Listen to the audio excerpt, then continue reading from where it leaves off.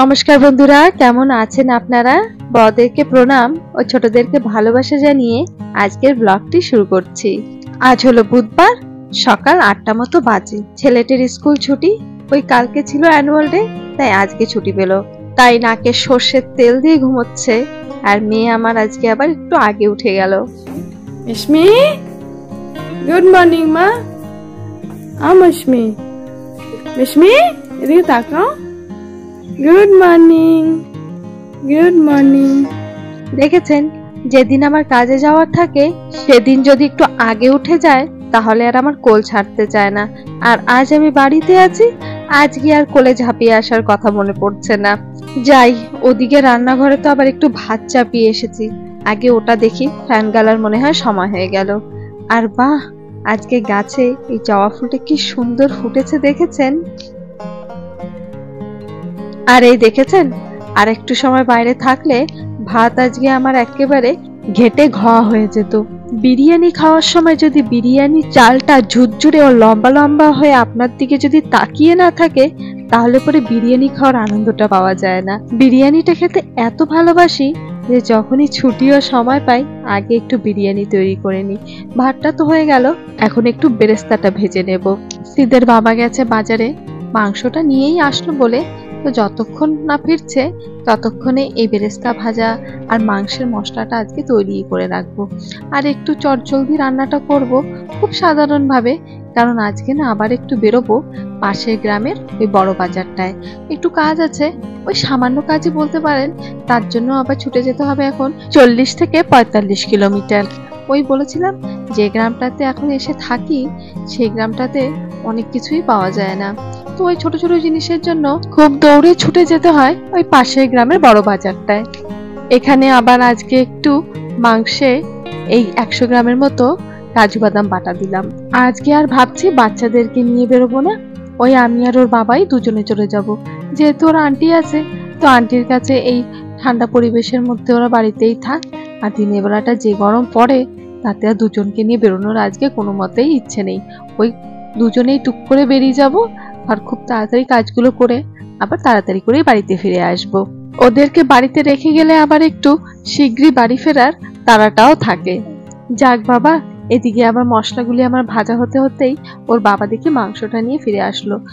যেহেতু মশলাটা আমি আগেই ভেজে রেখেছি, তাই এখন শুধু মাংসে একটু দই মেখে মাংসটা মশলার মধ্যে দিয়ে দিলাম। হালকা নেড়ে চেড়ে ঢাকনাটা দেব, তারপরে গিয়ে দৌড়ে আগে চানটা সেরে নেব। সকাল সকাল উঠেই, সকাল সকাল কথা, আজকে তো 9টা বাজিয়ে দিয়েছে উঠতে। ভালো ঘুমাচ্ছে রাত্রিরে? খুব ভালো।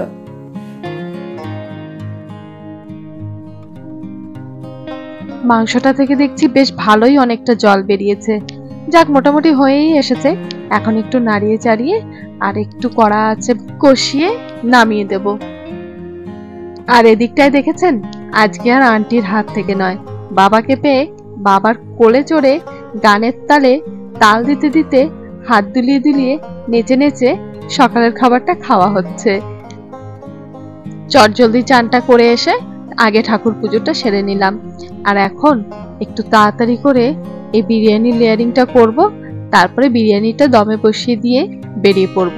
ওর আন্টি আছে তো নামিয়ে নেবে খানে। বেরিয়ে পড়েছি দুজনে, আজকে আর বাচ্চারা নেই। আজকে দুজন দুজনেরই সঙ্গী। আর গাড়ির মিউজিক সিস্টেমে চলছে কবিগুরু রবীন্দ্রনাথ ঠাকুরের সেই বিখ্যাত বিখ্যাত রবীন্দ্রসঙ্গীতগুলো। এই কপিরাইটের চিন্তাটা না থাকলে গানগুলি আপনাদেরকে শোনাতাম নিশ্চয়ই। আর এই যে এই 3 জন সঙ্গী মিলে এখন এগিয়ে যাচ্ছি এই ঘন জঙ্গলের বুক চিরে সরু এই রাস্তাটা ধরে। এই রাস্তাটা অবশ্য আপনাদের এখন অনেকটাই পরিচিত হয়ে গেছে। আর যে কাজের উদ্দেশ্যে রওনা হলাম সেই কাজটার কথাই তো বলা হলো না। আজকাল তো দেখতে পাচ্ছেন মিশমি কতটা দুঃসাহসী হয়েছে। এই যখনই ঘরের দরজাটা খোলা দেখে অমনি টুক করে বাইরে বেরিয়ে যায়। আমরা অনেক সময় ঘরের ভেতরটা থাকি, বুঝতেও পারি না।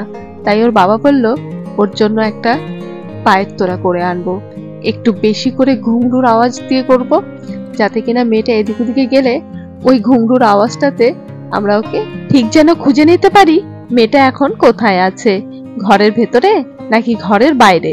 আর এই একটা ছোট্ট পায়ের তোড়ার জন্য দেখেছেন কতটা দূর ছুটে যেতে হচ্ছে। আর এই যে কাজটা হলো, এখন শুধু অপেক্ষার কখন বাড়িতে ফিরবো আর মেয়ের হাতে এই উপহারটা তুলে দিয়ে ওর মজার প্রতিক্রিয়াটা দেখতে পাবো। দেখি মিশমি, হ্যাঁ দামা দেখি পা, তোমার পা দেখি, তোমার পা দেখো। হ্যাঁ কেমন লাগছে মিশমি? একটু নাচু করে দেখাও না মা। ছান ছান ছান ছান, আরেকটু করো, আরেকটু ছান ছান ছান ছান। ইস, তাহলে বন্ধুরা আজকের ব্লগটি এ পর্যন্তই থাক। ব্লগটি কেমন লাগলো কমেন্টে কিন্তু অবশ্যই জানাবেন। যদি ভালো লেগে থাকে তাহলে একটি লাইক করে দেবেন। দেখা হবে আগামী ব্লগে। ততক্ষণের জন্য ভালো থাকবেন, সুস্থ থাকবেন। নমস্কার।